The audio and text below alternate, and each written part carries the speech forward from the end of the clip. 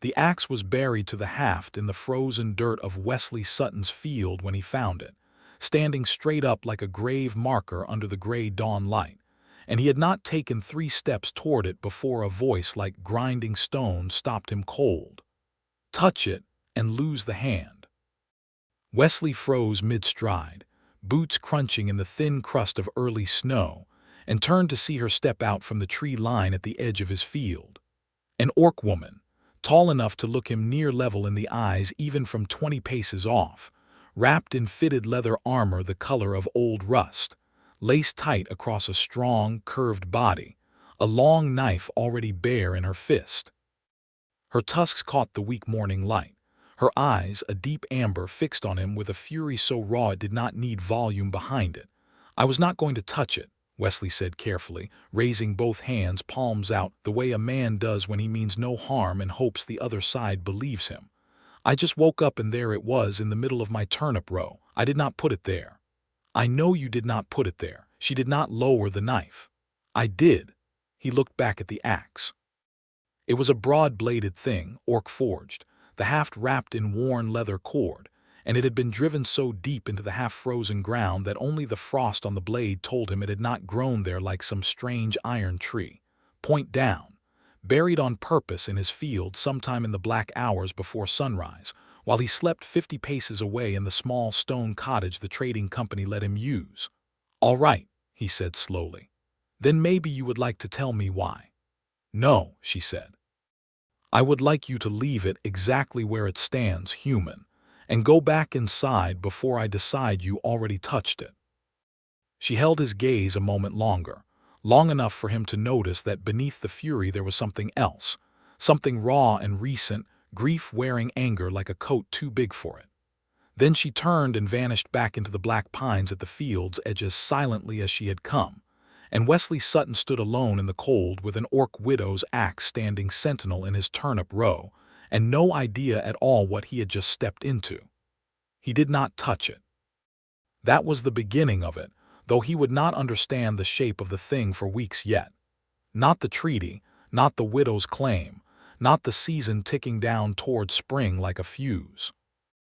All he knew that first morning was that a woman with fire in her eyes had told him not to move an axe, and something in him, some quiet, obstinate decency that had gotten him exactly nowhere in 31 years of life, decided he would not.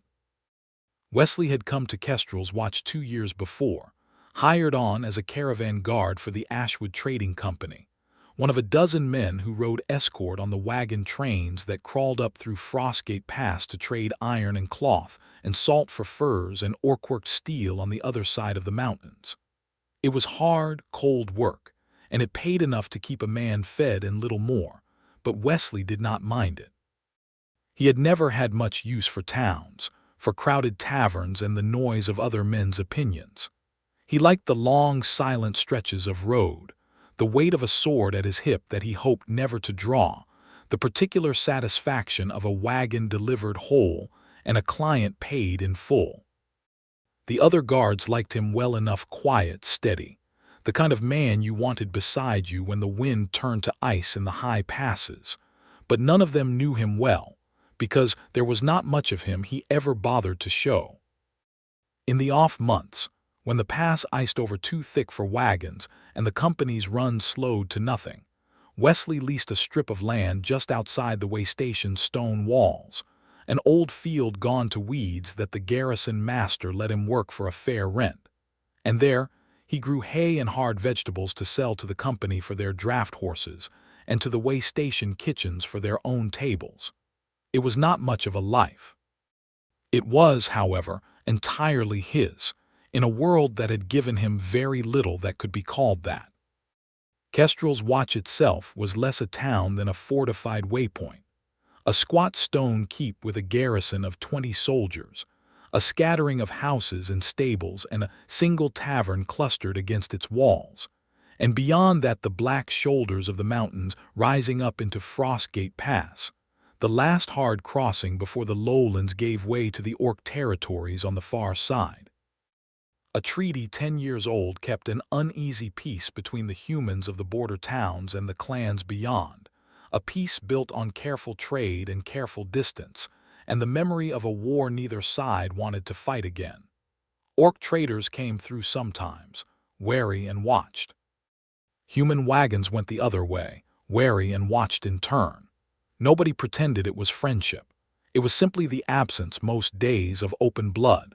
The field Wesley worked lay just past the edge of that careful peace, on ground that had changed hands more than once in the years before the treaty, and he had never once thought to ask, when he signed his lease with the garrison master, whether anyone else still remembered whose blood had been spilled to hold it. She came back on the 7th day. Wesley was mending a fence post near the tree line when he felt the weight of eyes on him, the particular prickling awareness a man gets in wild country, and he looked up to find her standing at the field's edge again, in the same fitted leather, her dark hair bound back in a thick braid over one shoulder, her arms crossed. She was not holding the knife this time. She was simply watching the axe, still standing where it had been driven, untouched, exactly as she had left it. "You did not move it," she said, when he straightened and met her eyes. "You told me not to. Men do not usually do what they are told by an orc." There was no warmth in it, only a flat, testing curiosity, as if he were a puzzle whose pieces did not fit the shape she expected. "I am not most men, then," Wesley said, and went back to his fence post, because he did not know what else to say to that, and because some instinct told him that pushing for more would only send her back into the trees. She did not leave right away. She stood at the edge of his field for a long while, watching him work, saying nothing more, and when he finally glanced back up she was gone, as silently as before, and only her tracks in the thin snow proved she had ever been there at all. She came back the week after that, and the week after that. Always at dawn, always to the same spot at the tree line, always to look first at the axe and then, for a long, considering moment, at him. By the 4th visit, Wesley had stopped pretending he did not know why she came. "You are checking," he said before she could speak, setting down the water bucket he had been carrying. "Every week. You come to see if I moved it." "Yes," Ghorza Steeljaw said. It was the first time she had given him her name. She said it flat, like a fact laid on a table, not an offering. "Ghorza Steeljaw, and yes, human, I come to see if you moved it, or burned it, or sold it. I have seen humans do worse to less. I am not going to do any of those things." Everyone says that before they do them. Well, Wesley crossed his arms, mirroring her stance without quite meaning to. "I have said it 4 times now. Maybe you ought to start believing me the 5th. Something flickered at the corner of her mouth, not quite a smile, but close enough that he caught it before she smoothed it away. "Maybe," she allowed, "I will need more than 5. It became, without either of them naming it as such, an arrangement. Every week at dawn she would come, and he would be waiting, sometimes with the fence half mended, sometimes with breakfast still steaming in his hand, and they would talk a little longer each time, standing on opposite sides of an axe buried in frozen ground like a boundary neither of them was ready yet to cross. He learned in pieces over those long cold weeks why the axe stood where it stood. Her husband's name had been Steeljaw, a warrior of some renown among her clan, and he had died on this exact strip of ground 3 months before Wesley ever set foot on it, cut down defending the border against a raiding party of human bandits who had tried to push the treaty line for grazing land. By the old law that held between her clan and the garrison at Kestrel's, watch, a law older even than the current treaty, carried over from a dozen border settlements before it. When a warrior fell defending contested ground, his weapon was driven into the earth where he died, and if it stood undisturbed through one full turning of the season, from first snow to spring thaw, the ground remained the clan's by right, without further bloodshed needed to prove it. If it was moved, or defiled, or claimed by the other side before the season turned, then the dispute reopened, and the only way to settle it again was blood, a trial by combat between challenger and the fallen warrior's kin. "So it is not a threat," Wesley said slowly, working it through, "so much as it is a test. You are waiting to see if I will disturb your husband's grave marker for a strip of turnip field." I am waiting, Ghorza said, to see if you are like the others. What others? The ones who killed him. Her voice did not shake, but something in her jaw tightened, and Wesley saw, not for the first time, the grief riding just under the anger, patient and enormous. They wanted this ground. They still want it. If you move the axe, human, it tells my clan the humans mean to break the old law again. It tells my clan there will be another season of burying husbands. Then I will not move it, Wesley said, quiet and certain. Not because I am afraid of your clan, Ghorza Steeljaw, because I do not think a man ought to build his fortune on another man's grave, not even a stranger's, not even an orc's. She looked at him a long moment, amber eyes searching his face as if she expected to find the lie hiding somewhere in it, and did not find one. You are a strange man, Wesley Sutton, she said finally, the first time she had used his full name, and he had not realized until then how much he wanted to hear her say it. So I have been told, he said, and this time when the corner of her mouth curved, she did not bother hiding it at all. Spring was still 2 moons off when the weekly visits stopped being about the axe at all. They still stood on either side of it, out of habit as much as anything, but the conversation had long since stopped circling back to treaty law and border claims. She told him about her clan, the Steeljaw hold in the high valleys past the pass, the way the wind sounded different up there, sharper, cleaner. He told her about the caravan runs, the strange half-frozen beauty of Frostgate Pass in a clear dawn, the particular loneliness of a man who had spent most of his life being useful to people who never quite saw him. They see you, Ghorza said once when he admitted that last part, half embarrassed at how much he had let slip. They simply do not look. There is a difference. You looked, Wesley said before he could stop himself. She did not answer right away. The silence stretched, charged, neither of them moving, the axe standing mute between them in the churned mud where the last snow had begun to melt. Then she stepped forward, the first time in all their weeks of meetings that she had crossed onto his side of that invisible line, and reached out to grip his jaw with one broad, calloused hand, tilting his face up toward hers. I looked, she agreed low, because you are not like the others. She kissed him then, hard and sure, tasting of wood smoke and cold air, and Wesley's hands found her waist through the fitted leather of her armor before his mind had caught up to what his body already knew. And for a long moment there was no treaty, no clan law, no widow's grief and no lonely guard's ache. Only the two of them standing in a half-thawed field with an axe buried between their boots, and the whole wide, unlikely world narrowed down to the point where her mouth met his. When she finally pulled back, breathing hard, her forehead rested against his for a moment before she stepped away, visibly shaken by her own boldness in a way that made Wesley's chest ache with something dangerously close to love. That, she said, was not part of the arrangement. No, Wesley agreed, unable to keep the grin from his face. Come back next week and tell me it was a mistake if you still believe it. She came back the next week. She did not tell him it was a mistake. The trouble started not with the axe, but with the pass. It was 3 weeks after that first kiss, with the worst of the winter storm still rolling down off the high peaks in fits and starts, that Wesley's caravan, 6 wagons of iron goods bound for the trading post on the far side of Frostgate Pass, was ambushed a half-day into the crossing by a band of highway raiders who had been picking off smaller trains all season, men desperate and half-starved and armed with stolen steel. The fight was short and ugly. Wesley took a crossbow bolt through the meat of his shoulder trying to cover the wagon drivers, and went down hard in the snow beside an overturned cart, his sword arm useless, blood freezing black against the white ground, certain in the strange, clear way a man gets certain of things at the edge of death that this, finally, was where his ordinary quiet life ran out. He did not die there. Ghorza found him. She had been tracking the same raiders for 2 days on her own business, hunting men who had been stealing from clan trade routes as well as human ones, and she came down out of the tree line into the middle of the ambush like something out of an old war song, her axe not Bruck's, her own, a lighter blade she carried for hunting, taking a raider's arm off at the shoulder before the man even registered she was there.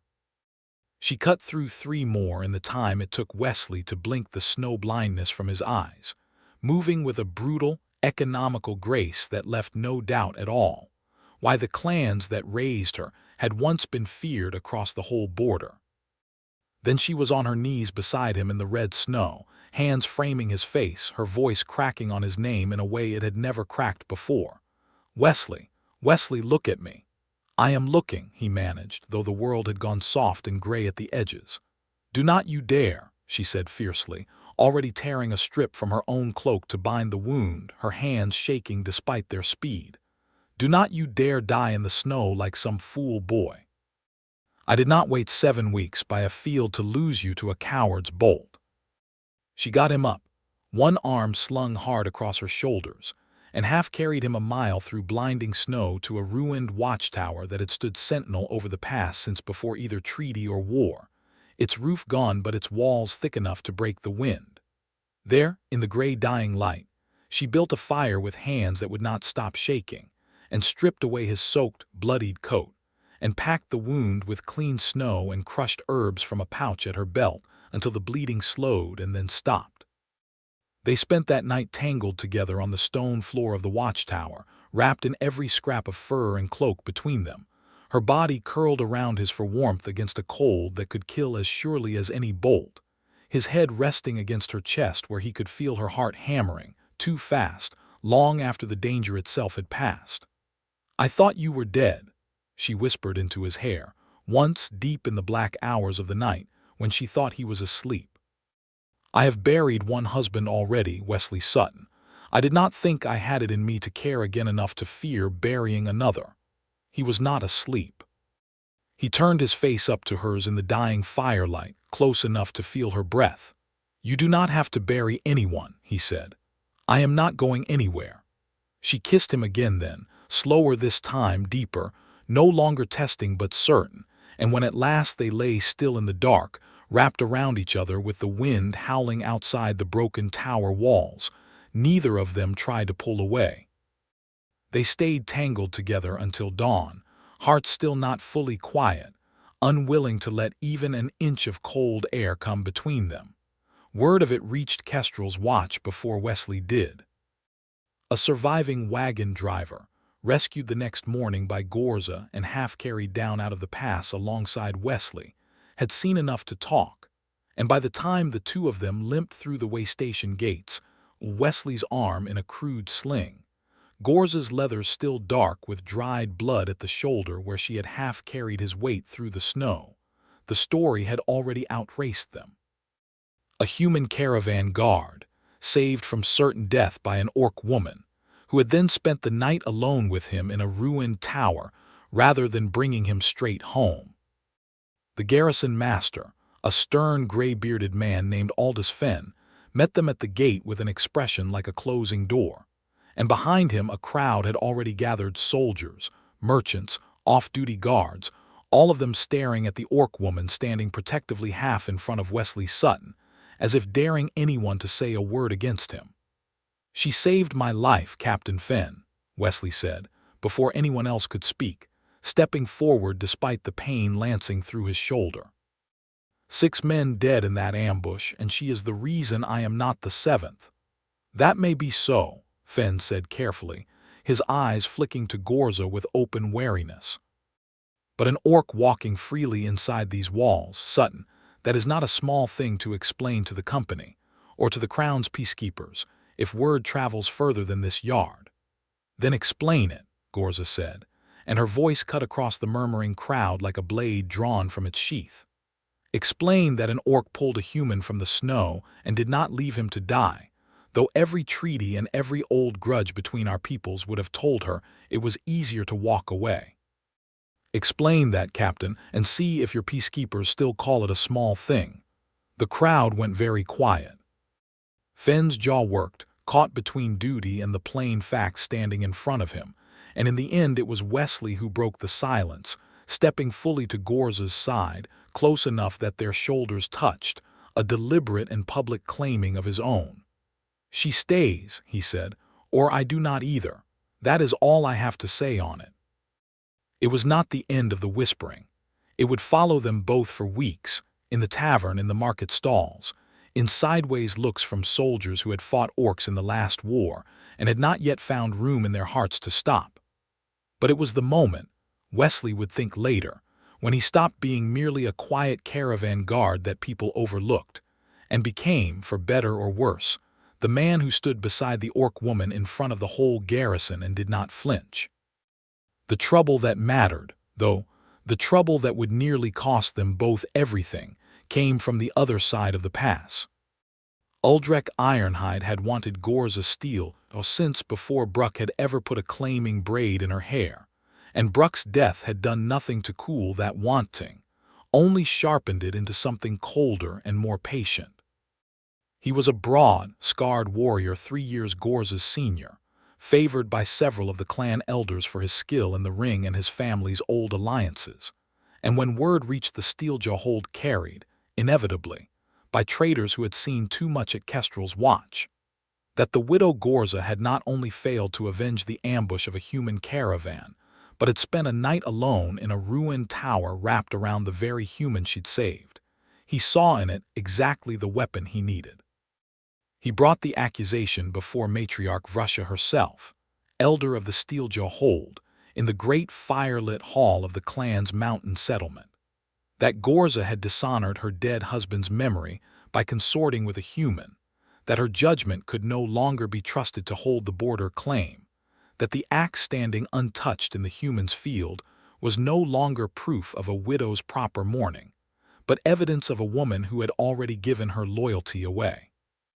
Vrusha, a broad, gray-tusked woman with eyes that missed very little, was not so easily swayed as Uldrek hoped, but even she could not entirely dismiss a challenge raised in open hall in front of half the clan's warriors.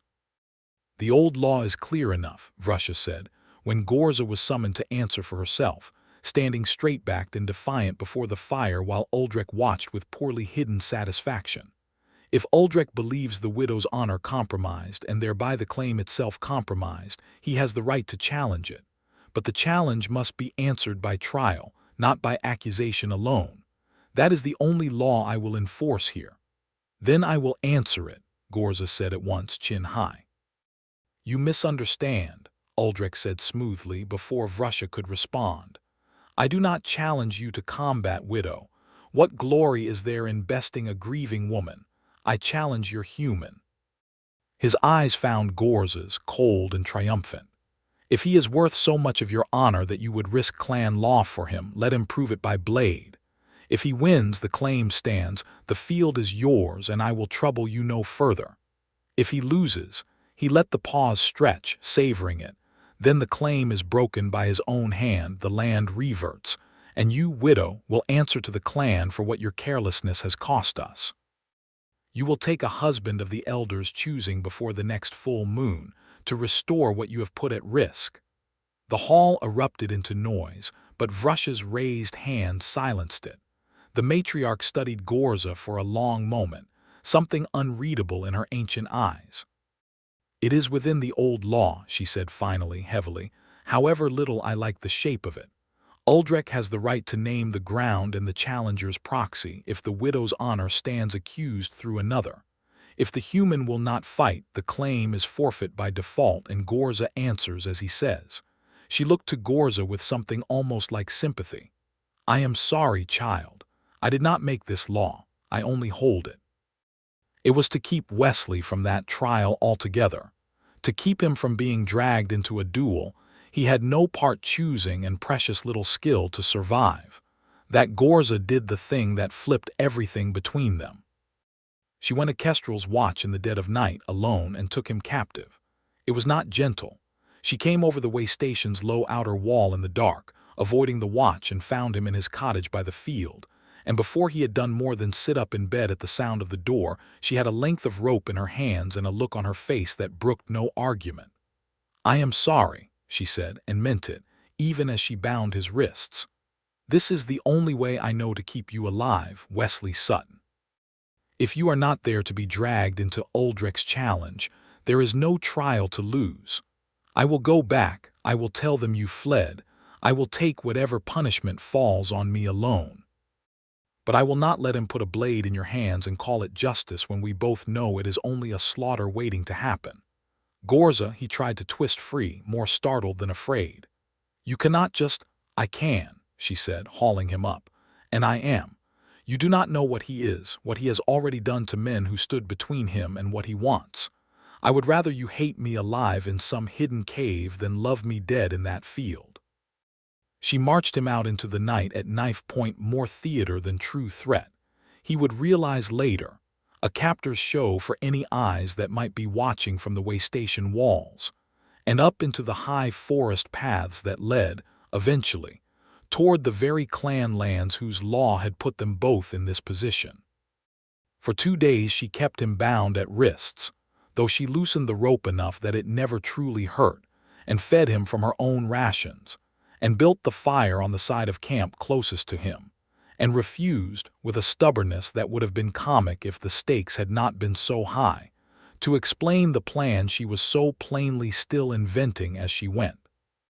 It was on the second night, in a shallow cave above the tree line with the wind screaming outside and the fire burning low, that the rope finally came off for good, not because her resolve broke, but because Wesley talked her into seeing what she had refused to see. "You cannot hide me forever," he said quietly, working feeling back into his wrists as she watched him, arms crossed, mouth set in a hard line. "And even if you could, Ghorza, look at me. If I do not answer this challenge, you lose everything. The land, you're standing in your own clan. Vrusha said it herself. You would be forced into a marriage you do not want, punished for a crime that was only ever loving someone your law did not expect you to love. I would rather stand in that circle and lose than let that happen to you while I hide in a cave like a coward." "You would die," she said, voice raw. "Maybe," Wesley agreed. "Or maybe I would not. But either way, it would be my choice, Ghorza, not yours to make for me by dragging me up a mountain in the dark. I am not a captive you need to protect by keeping me chained. I am a man who loves you, and I would rather fight beside that fact than run from it." It was the first time either of them had said the word aloud. It hung in the cold cave air between them, enormous, and Ghorza's carefully held composure finally cracked entirely. She crossed the space between them in 2 strides and pulled him into her arms, fierce and desperate, her face buried against his neck. "I did not want to love a human," she said, muffled, furious at herself even as she said it. "I did not want to love anyone again after Bruck. It was easier being only angry."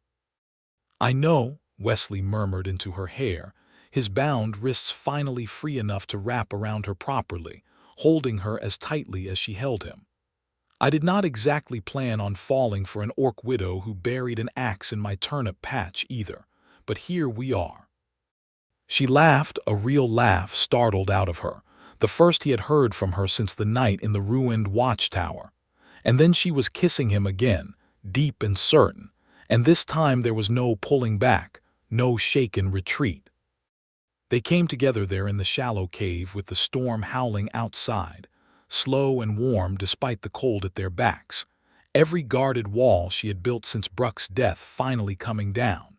And when it was over they lay tangled in furs with the fire burning low, her fingers tracing idle patterns over his heartbeat, both of them entirely unwilling to be the one who let go first.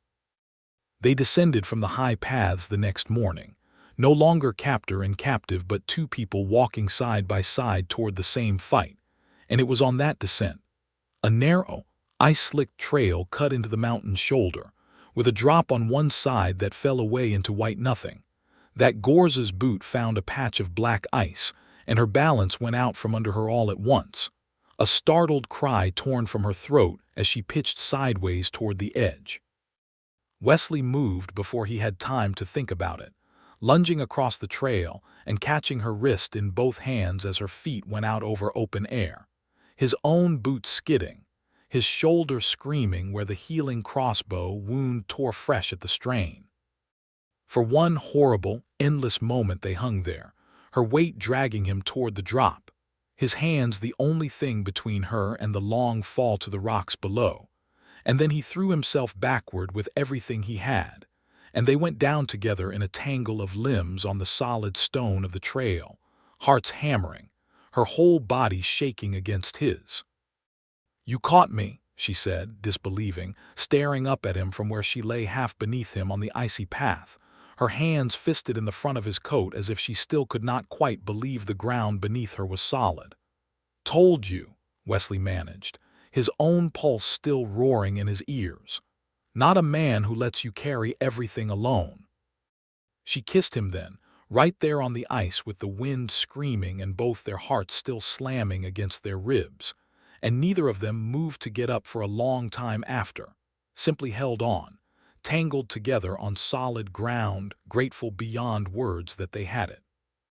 They reached Kestrel's Watch 2 days later to find the entire settlement already gathering word of Uldrek's challenge had reached the way station ahead of them, carried by clan riders sent to formally deliver the terms, and the courtyard inside the walls had become a churning mass of humans and orcs both, soldiers and merchants and off-duty guards mixing uneasily with a delegation of clan warriors who had come down from the mountains under a truce flag to witness whatever was about to happen.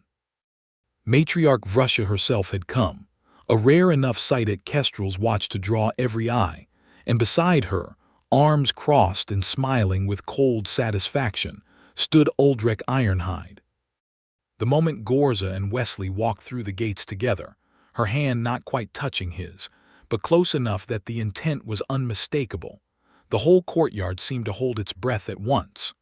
"So," Uldrek called out, loud enough to carry across the whole yard, "the widow returns with her stolen pet, and thinks to simply walk back into the fold as though she did not break clan law to free a hostage from her own people's justice." His eyes swept the crowd, gathering their attention like a performer gathering applause. "Tell me, matriarch, does a woman who steals her own captive from the clan's hands still deserve the protection of the old law at all?" It was, Wesley would realize later, the moment the whole story became something the entire settlement would talk about for years. An orc widow standing in the courtyard of a human way station, having broken her own clan's law to save a human man's life, facing down a rival before a crowd of soldiers and traders and warriors who had never in their lives seen an orc, and a human stand shoulder to shoulder against a common threat. Merchants abandoned their stalls to watch. Soldiers left their posts along the wall. Even the garrison master, Aldous Fenn, came down from the keep steps to see for himself what all the noise was about, and found himself, along with everyone else in that courtyard, utterly unable to look away. Vrusha's voice cut through the murmuring crowd, heavy with old authority. "The claim was never about a hostage, Uldrek, and you know it as well as I do. It was about the axe and the land, and whether Ghorza Steeljaw's honor could hold both. She stands here now, in front of clan and human both, to answer that claim as was agreed. I will not muddy clear law with new accusations invented on the spot to suit your convenience." "Then let it be answered," Uldrek said, and drew his blade, a heavy, wide-bladed sword, clan-forged, the kind of weapon built for a warrior twice Wesley's size. "I name the human as proxy for this challenge, and I will not be denied my right simply because the widow grew soft enough to fall for her captive." "I will fight," Wesley said, stepping forward before Ghorza could speak, his voice carrying clear and steady across the courtyard despite the fear coiling cold in his stomach. "Not because your law demands it, Uldrek Ironhide, because I choose to. There is a difference, and I think you know it." Ghorza caught his arm before he could move further, her grip fierce, her eyes bright with something between fury and terror. "Wesley, I know," he said quietly just for her. "I know the risk. I am doing it anyway. Trust me the way you asked me to trust you up on that mountain." The circle formed quickly after that, soldiers and clan warriors alike pushing back to clear a wide ring in the packed snow of the courtyard, the crowd pressing in 3 and 4 deep along the edges, every face turned toward the center where Wesley Sutton, caravan guard, stood facing Uldrek Ironhide with a borrowed sword heavy and unfamiliar in his hand. It went badly from the first exchange. Uldrek was faster than his bulk suggested and hit like a falling tree, and Wesley, still favoring the healing wound in his shoulder, still more accustomed to guarding wagons than dueling trained warriors, found himself giving ground almost immediately. His sword catching blows, he had no real hope of turning aside with strength alone. The crowd's noise rose and fell with each exchange. Gasps and shouted encouragements in two languages tangling together over the ring. Ghorza stood at the edge with both fists clenched so tight her knuckles had gone pale. Vrusha beside her with an expression carved from stone, watching the man her clan's law had put in this circle bleed for a claim that was never truly his to answer alone. Wesley took a glancing cut across the forearm that spun him half around, another blow driving him to one knee in the churned snow, and Uldrek raised his blade for what was plainly meant to be the finishing stroke, a triumphant grin already splitting his tusked face. Ghorza moved before her own mind had fully caught up to her body. She was into the circle in 3 strides, her own axe, not the light hunting blade she usually carried, but Bruck's axe, the one that had stood buried in Wesley's field for 3 long months, the one she had quietly pulled from the earth with her own 2 hands only that morning, unwilling to leave it behind when she rode to face whatever this day might bring. Already swinging up to catch Uldrek's descending blade with a shock of ringing steel that stopped the whole courtyard cold. "This challenge was made against my honor," she said, breathing hard, standing over Wesley with her husband's axe locked against Uldrek's sword. "And I will answer it myself, as is also my right under the old law, Uldrek Ironhide, if my proxy is struck down before the match is fairly won. He fought. He bled. He is down, not defeated, and I will not let you take an unfair killing stroke and call it justice." "That is not," Uldrek started, outraged, but Vrusha's voice cut across the courtyard like a blade of its own. "It is precisely the law," the matriarch said, and there was something in her tone now that had not been there before, a grim satisfaction perhaps, at watching this particular chain of events unfold exactly as the oldest and fairest reading of clan law allowed. A proxy struck down but not slain may be answered by the widow's own hand, if she claims the right before the final blow falls. She has claimed it. Step back, Uldrek, or answer to me for breaking the circle's law in front of the whole clan." Uldrek's jaw worked, fury and calculation warring plainly across his scarred face, but he stepped back, because even he was not fool enough to defy Vrusha openly in front of 200 witnesses. What followed was short, and it was not close. Ghorza Steeljaw had trained with an axe since before she could properly walk, had fought at her husband's side in border skirmishes, and hunted in the high valleys alone through winters that killed lesser warriors. And every ounce of grief and fury and love that had built up in her since the morning she buried Bruck's axe in a stranger's field came out now in a series of strikes that drove Uldrek backward across the packed snow of the circle, his heavier blade unable to match her speed. His confidence crumbling as the crowd's noise rose into a single continuous roar. She disarmed him with a strike that sent his sword spinning end over end into the snow, and had the axe at his throat a heartbeat later, her chest heaving, her amber eyes blazing down at him with 10 years of banked grief finally given somewhere to go. "Yield," she said, "or I finish what my husband's axe was always going to finish eventually." Uldrek yielded.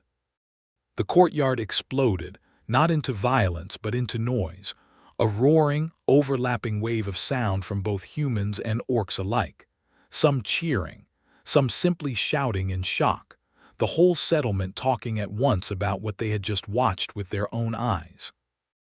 An orc widow throwing down a challenger to defend a human man in the middle of a treaty-way station, her husband's grave axe wet with no blood but present all the same, standing witness to an ending nobody in that courtyard would ever fully stop discussing. Ghorza did not linger over her victory. She dropped the axe point first into the snow beside Uldrek's fallen sword and turned immediately, crossing the circle in 3 strides to drop to her knees beside Wesley, her hands framing his bloodied, snow-crusted face with a tenderness that silenced even the loudest of the watching crowd. "You absolute fool," she said, voice cracking. "You could have died." "So could you," Wesley said, managing a bloody, exhausted grin up at her. "Seems to be something we have in common." She laughed, that same startled, disbelieving laugh he had first heard in the cave above the tree line, and kissed him right there in the snow, in front of the entire settlement, in front of soldiers and merchants and clan warriors and matriarch Russia herself. And if any of them still had doubts about what stood between the human guard and the orc widow, that kiss, in front of 200 witnesses, put every last one of them to rest. Russia herself approached once the crowd's noise had settled to something manageable, looking down at the two of them with an expression Wesley could not quite read. "The claim is settled," the matriarch said. "Uldrek's challenge is answered and lost. The land remains under old law's protection, no longer contested, since the season has very nearly turned regardless, and this trial has now closed the matter beyond any further argument he or anyone else might raise." Her gaze moved to Ghorza, softening slightly. "You fought with honor, child, and more than that, you fought for something worth keeping. Bruck would not have begrudged you that. I do not think any dead husband worth mourning would." "Thank you, matriarch," Ghorza said quietly, and for the first time since Wesley had known her, he saw the tight, guarded grief she had carried since her husband's death loosen just slightly, like a held breath finally let go. Russia's eyes moved to Wesley next, sharp and assessing in a way that made him feel, not for the first time, thoroughly seen. "You fought poorly, human," she said, not unkindly. "You would not have lasted the match without her." "No," Wesley agreed, "I would not have. I am not ashamed to say it." Something that might almost have been approval crossed the old orc woman's face. "Good," she said. "A man who knows what he owes and to whom is worth more than one who fights only for his own pride. See that you remember it." She turned to address the crowd, her voice pitched to carry. "The old claim on this ground is closed. Let it be known, human and clan alike, that it was closed not by more blood spilled over dead men's grievances, but by a widow's courage and a human's willingness to stand for something larger than himself. I would call that a fair resolution to an old and ugly law, and I do not think I am alone in that." A murmur of agreement rolled through the crowd, grudging from some quarters, wholehearted from others, but real all the same, and Wesley, still sitting bloodied and exhausted in the trampled snow with Ghorza's arms around him, thought it was very possibly the first time in his whole quiet life that he had felt like more than simply overlooked. He felt in that moment entirely and thoroughly seen. The weeks that followed brought their own quieter dramas, the garrison's slow, grudging adjustment to an orc woman living openly at Kestrel's watch, a handful of soldiers who never fully warmed to the arrangement even after everything, a delegation from the trading company that came to inquire, with poorly hidden nervousness, whether Wesley intended to keep guarding their caravans at all now that his circumstances had grown so unusual. But the worst of the danger had broken in that courtyard, in front of 200 witnesses who would carry the story of that day to every trading post and border town for 100 miles. And against that kind of public reckoning, smaller prejudices found it harder and harder to hold their ground. Ghorza did not return to the Steeljaw hold to stay, though she visited often enough in the months that followed, welcomed now by a clan that had watched her win her freedom and her honor both in the same afternoon. Russia herself made the arrangement official in a manner that satisfied both clan custom and human law, declaring the disputed field permanently released from old claim, gifted instead, with a rare dry humor that surprised everyone who heard it, to the widow Steeljaw and the fool human who never once tried to steal it, to do with as they pleased. What they pleased in the end was simple enough. Wesley finished out his contract with the Ashwood Trading Company through that final spring, guarding one last string of caravans up through Frostgate Pass now clear of snow, and then did not renew it. There was, after all, a field that needed proper working, and a stone cottage too small for the life he meant to build, and he set to expanding it himself through the long warm months, board by board, with Ghorza beside him more often than not, her strength making short work of tasks that would have taken him alone twice as long. The axe found a final resting place that spring as well, not driven back into the earth as a claim or a grave marker, but planted deliberately beside the cottage door, its blade half sunk into a raised bed of good soil where Ghorza, with a tenderness that still sometimes caught Wesley entirely off guard, planted a young rowan sapling around its haft, the roots slowly, over the following seasons, growing to hold the old iron fast in a living, ordinary sort of way that no treaty or trial ever could.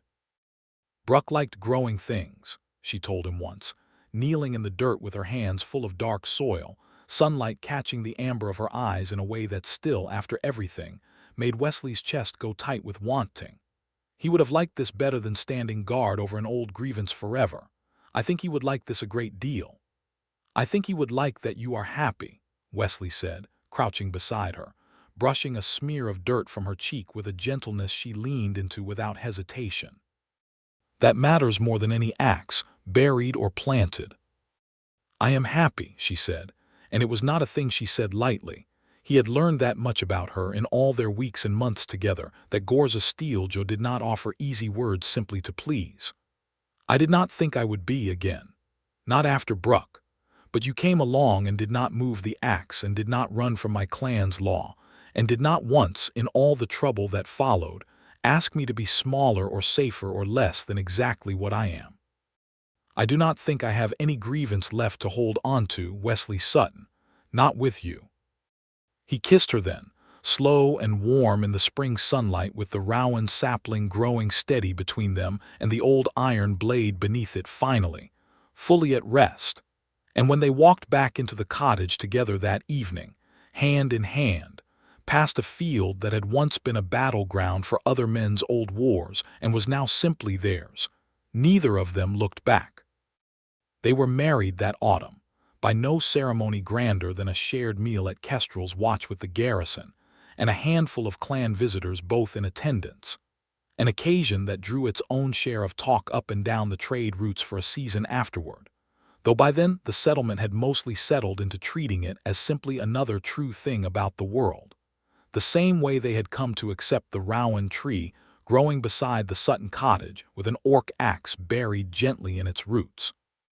Aldous Fenn himself stood witness, gruff and visibly moved despite his best efforts to hide it. Matriarch Vrusha sent a gift of clan-forged steel, a fine hunting knife meant, she said in the note that came with it, for the human who finally proved worth keeping.